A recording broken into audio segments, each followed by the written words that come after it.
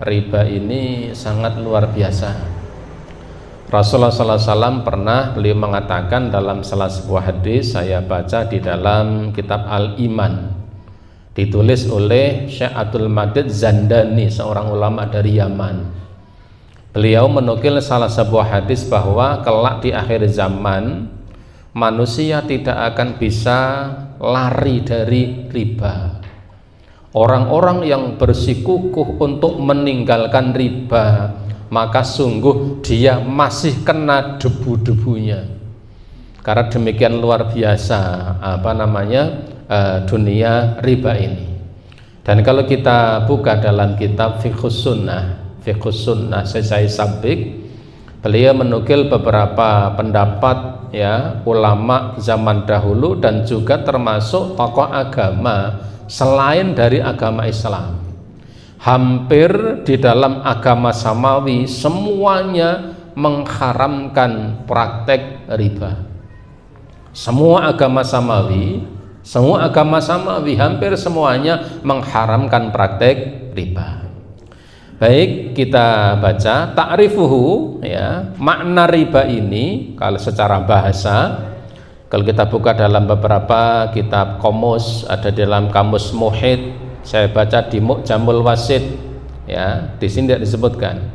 Di sana disebutkan riba itu maknanya bisa berarti az-ziyadah, bisa berarti bertambah, bisa berarti an-numu atau berkembang. Itu makna secara bahasa.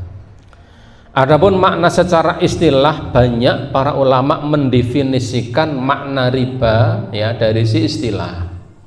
Salah satu diantaranya beliau ya dalam kitab ini, dalam kitab Minhajul Muslim ini, Syekh Abu Bakar Jabir Al-Jazairi rahimahullah, beliau mengatakan ta'rifuhu, ta'rif riba ini adalah az-ziyadatu fi asya'a minal mali mahsusati.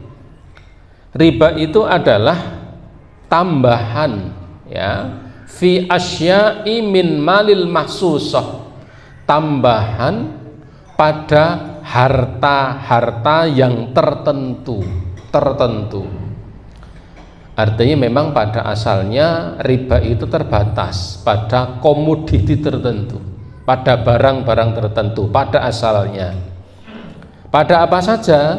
Kalau kita buka dalam beberapa hadis ya, literasi hadis dan dalam fikih klasik, riba itu berlaku pada 6 barang.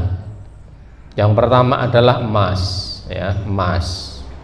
Yang kedua adalah perak.